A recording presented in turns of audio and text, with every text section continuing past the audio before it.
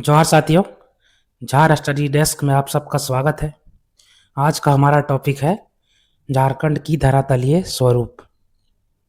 इस टॉपिक से रिलेटेड जितने भी फैक्ट्स हैं, जो भी तथ्य एग्जाम में पूछे जाते हैं, हम आज उसी पे बात करेंगे, एकदम पॉइंट टू पॉइंट।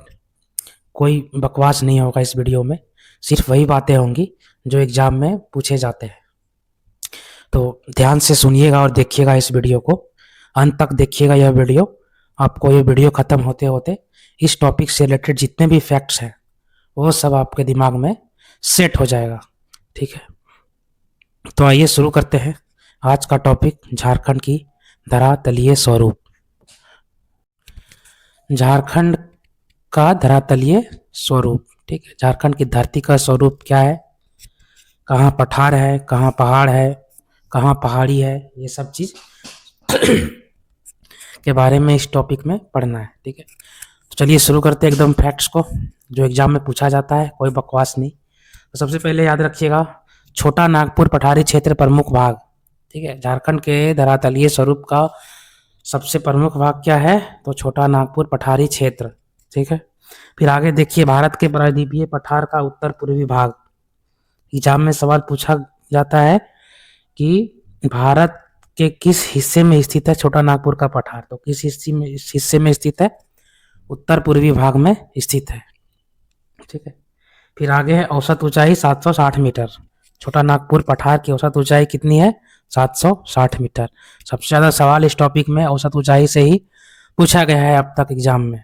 ठीक है, फिर आगे देखते हैं झारखंड की धरातलीय स्वरूप का विभाजन। ठीक है, तो विभाजन की अगर बात करें तो सबसे पहले है पाट क्षेत्र, फिर है रांची का पठार, फिर है हजारीबाग का पठार, फिर है राजमहल की पहाड़ी एवं मैदानी भाग। ये 4 हिस्सों में बांटा गया है झारखंड की धरातलीय स्वरूप को। तो सबसे पहले हम लोग इनका ये सब भाग का औसत ऊंचाई देख लेते हैं। तो पाट क्षेत्र का औसत ऊंचाई कितना है, 900 मीटर। औसत ऊंचाई एकदम याद रखना है, एग्जाम में पूछा जाता है।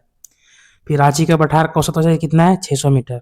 फिर हजारीबाग का पठार जो है उसको 2 हिस्सों में विभाजित किया जाता है, एक ऊपरी हजारीबाग का पठार और एक निचला हजारीबाग का पठार। ठीक है, तो ऊपरी हजारीबाग का पठार का औसत ऊंचाई 600 मीटर होता है और निचला हजारीबाग के पठार का औसत ऊंचाई 450 मीटर, 450 मीटर। ठीक है, फिर राजमहल की पहाड़ियों में मैदानी भाग का जो औसत ऊंचाई है वो 150 से 300 मीटर होता है। तो इसको याद रखना है, पाट क्षेत्र का 900 मीटर, रांची के पठार का 600 मीटर, ऊपरी हजारीबाग के पठार का 600 मीटर, निचली हजारीबाग के पठार का 450 मीटर और राजमहल की पहाड़ी एवं मैदानी भाग का औसत ऊंचाई 150 से 300 मीटर। हम लोगों ने विभाजन को देखा, अब उन सबको एक एक करके देखते हैं वहां से क्या क्या सवाल एग्जाम में पूछता है। ठीक है, तो सबसे पहले देखते हैं पाट क्षेत्र के बारे में। ठीक है, तो पाट क्षेत्र में याद रखिएगा, पाट क्षेत्र में कौन कौन सा पहाड़ी पाया जाता है, तो सानू और सराऊ। पाट क्षेत्र का पहाड़ी सानू और सराऊ। अगर नदी की बात करें तो उत्तरी कोयल और शंख, उत्तरी कोयल और शंख नदी यहाँ से निकलता है। ठीक है, याद रखिएगा, पहाड़ी सानू और सराऊ, नदी उत्तरी कोयल और शंख। ठीक है, फिर आगे देखिए, इधर लिखा हुआ है कि पाट क्षेत्र जो होता है वो समतल जमीन होता है। क्या होता है, समतल जमीन होता है। एग्जाम में पूछा जाता है कि समतल, झारखंड की धरातलीय स्वरूप में समतल जमीन को क्या कहते हैं, तो वो क्या कहलाता है, पाट, पाट क्षेत्र कहलाता है। ठीक है, फिर है पारसनाथ पहाड़ी के बाद सर्वोच्च सबसे ऊंचा। ठीक है, एग्जाम में ये भी सवाल पूछा भी गया है कि पारसनाथ की पहाड़ी के बाद सबसे ऊंचा क्षेत्र झारखंड का कौन सा है, तो पाट क्षेत्र है। ठीक है, फिर इसका अगर लोकेशन की बात करें तो ये कहाँ स्थित, इसका स्थिति क्या है, तो यह रांची के उत्तर पश्चिम से पलामू के दक्षिण तक फैला हुआ है। ठीक है, रांची के उत्तर पश्चिमी हिस्से से पलामू के दक्षिण तक। फिर इसकी आकृति कैसा है, तो त्रिभुजाकार है।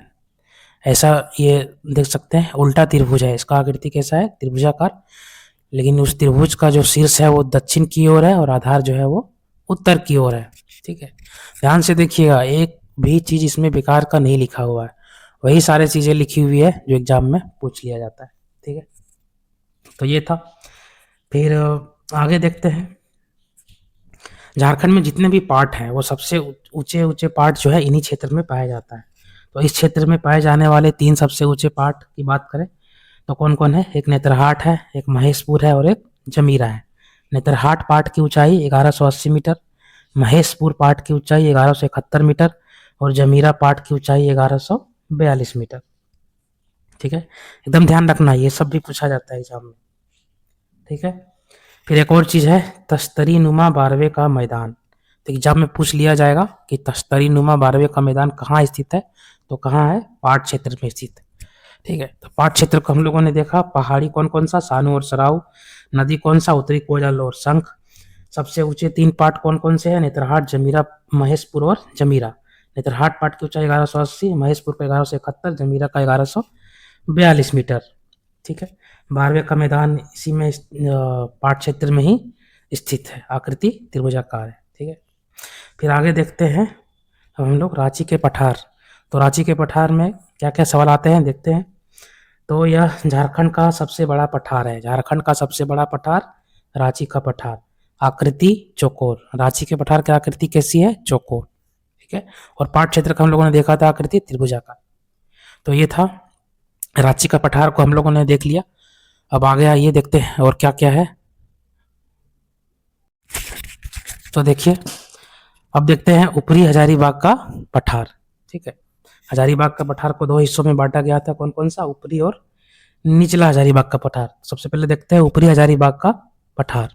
ठीक है, तो इससे क्या क्या सवाल आ सकते हैं? तो देखिए, रांची पठार के समानांतर ऊपरी हजारीबाग का पठार जो है वो रांची के पठार के समानांतर स्थित है। ठीक है, और क्या लिखा हुआ है? दामोदर नदी के कटाव के कारण रांची पठार से अलग।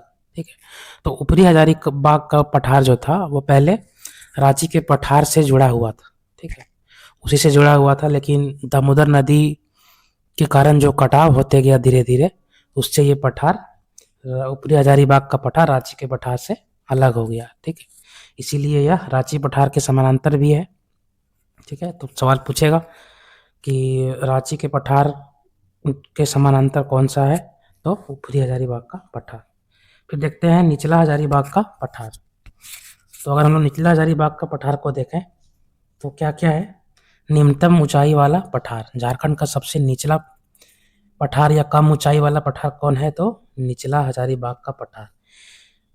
इसे बाह्य पठार भी कहा जाता है, निचला हजारीबाग का पठार को बाह्य पठार भी कहा जाता है, क्योंकि इसका लोकेशन जो है वो झारखंड के सबसे बाहरी भाग में पड़ता है, इसलिए इसे बाह्य पठार भी कहा जाता है।